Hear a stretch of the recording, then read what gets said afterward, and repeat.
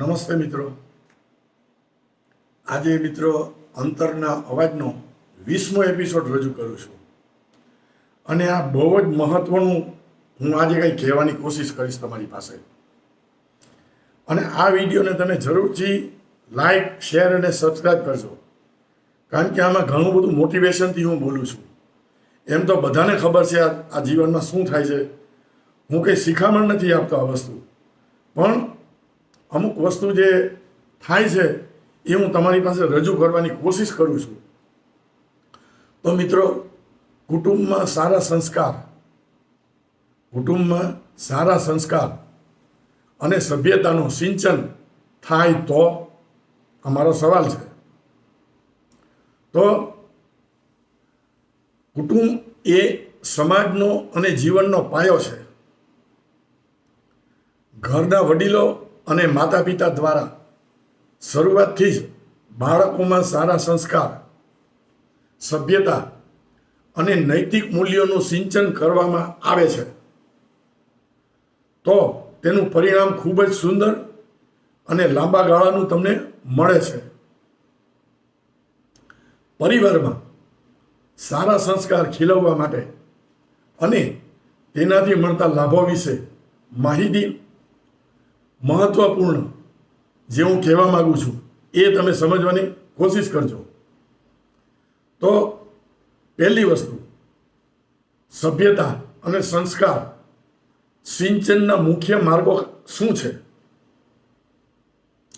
તો મિત્રો, પોતાનું આચરણ એટલે કે રોલ મોડેલ બનવું બહુ જરૂરી છે. પોતાનું આચરણ એટલે કે બાળકો ઉપદેશ કરતા વર્તનમાંથી વધુ શીખે છે. વડીલો પોતે ઘર કે બહાર નમ્રતા, સત્ય અને પ્રેમથી વર્તે તો બાળકો તે આપોઆપ અપનાવે છે. હવે જો પતિ પત્ની ઘરની અંદર જ ઝઘડતા હોય તો એ બાળક નાનપણથી જે વસ્તુ જોઈ છે તો એ મોટો થઈને એ વસ્તુ શીખવાનો જ છે. પણ મા બાપ જ સભ્યતા અને સંસ્કારથી સારી વાતો અને સારું અનુકરણ કરતા હોય તો ડાયરેક્ટ એ બાળકો પર એની અસર જબરજસ્ત થાય છે. બરોબર છે? અને એવું થાય એટલે બાળકોએ અપનાવી લે છે એ વસ્તુ અને જિંદગીભર તમને કામ આવે છે. હવે વડીલો પ્રત્યેનો આદર અને જે સેવા છે એની વાત કરું છું. હવે તો ઘરમાં દાદા દાદી કે અન્ય વડીલો પ્રત્યે પ્રણામાંજલિ એટલે કે આદર ભાવ અને પ્રેમ દર્શાવવાની ટેવ પાઠવવી જોઈએ. હવે આજે હું જોઉં તો આ વસ્તુ ઓછી થઈ ગઈ છે કે વડીલો પ્રત્યેનો આદર ભાવ રાખે છે એવું નથી, પણ એમાં સમય જતાં ઘણો બધો ઘટાડો મેં જોયેલો છે. હવે બીજી વાત કે તમે સાથે બેસીને ભોજન અને સંવાદ, આ બહુ જરૂરી વસ્તુ છે જીવનની અંદર. તો દિવસમાં ઓછામાં ઓછું એક વખત પરિવારના તમામ સભ્યોએ સાથે બેસીને ભોજન લેવું જોઈએ અને સુખ દુઃખ તથા પરિવાર વિચારોની આપ-લે કરવી જોઈએ. એટલે કે તમે ટેબલ ઉપર સાથે જો જમવા બેઠા હોય તો એક કુટુંબની એક ગુણવત્તા આવે છે. એની અંદર તમે સભ્યતા, સંસ્કારના સિંચન થાય છે. તમે ભોજન સાથે કરો, એની સાથે તમે સાથે બેસીને સંવાદ કરો તો બાળકો શું ખોટું કરે છે એ તમને ખ્યાલ આવે અને બાળકોને પણ ખબર પડે કે મારા વડીલો મને શું કહેવા માગે છે. આ રીતે પણ એક સાથે બેસીને ભોજન અને સંવાદ કરવાથી ફાયદા છે. સામાજિક અને આધ્યાત્મિક વાતાવરણ એટલે ઘરની અંદર નિયમિત પ્રાર્થના, ઈશ્વરનું સ્મરણ અને તહેવારો સાથે મળીને ઉજવણી એ પરંપરા થી સંસ્કારના દ્રઢ થાય છે.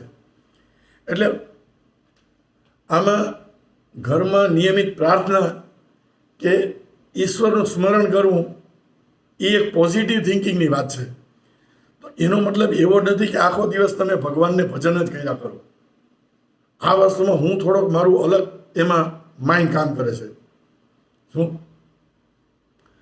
પણ જે તમારા તહેવારો છે મળીને સાથે ઉજવો એટલે શું થાય કે તમે જે કલ્ચરમાં તમે છો એ કલ્ચર તમે મેન્ટેન કરી શકો.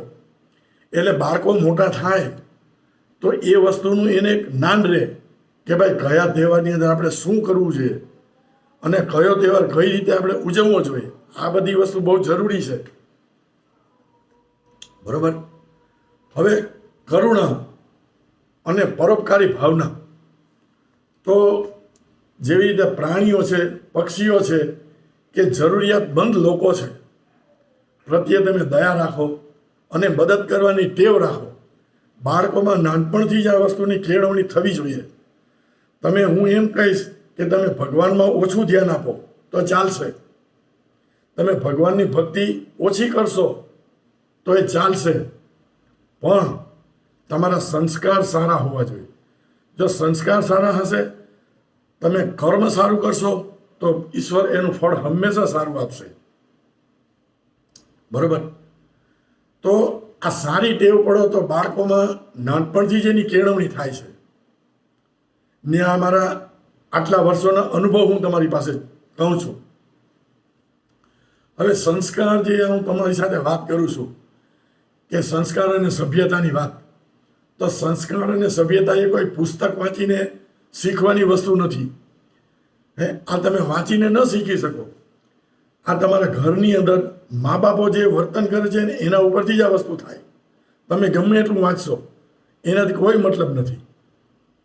પરંતુ એ તો પરિવારના વાતાવરણમાં શ્વાસ લેવાની સાથે જ લોહીમાં વળાઈ જતી એક કળા છે. તમને ખ્યાલ આવ્યો? આ વસ્તુ જે મેં તમને બતાવી, સંસ્કાર અને સભ્યતાનું સિંચન, તો એની અંદર પુસ્તક વાંચવાથી આ વસ્તુ નથી થતી.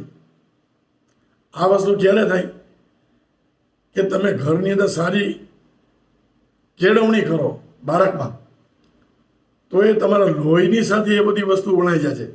જ્યારે જે વસ્તુ તમારા લોહીની અંદર આવી જાય તો તમે ખોટા કામ નહીં કરો, બેઈમાની નહીં કરો, તમારી ઈમાનદારી તમે જીવનમાં ક્યારે પણ નહીં મૂકો. કોઈ તમને કંઈક ખોટું કરવાનું પ્રોત્સાહન આપશે તો પણ તમારું લોહી છે એ ના પાડશે કે નહીં, આ ખોટું કામ તો હું નહીં જ કરું. તો મિત્રો, આ મને આજે એક કુટુંબમાં સારા સંસ્કાર અને સભ્યતાનું સિંચન થાય તો એ મને આ સમાજને જોઈને હું આજે વાત કરું છું તો મને વિચાર આવી ગયો. તો આજે એના ઉપર મેં આ વિડીયો બનાવું છું.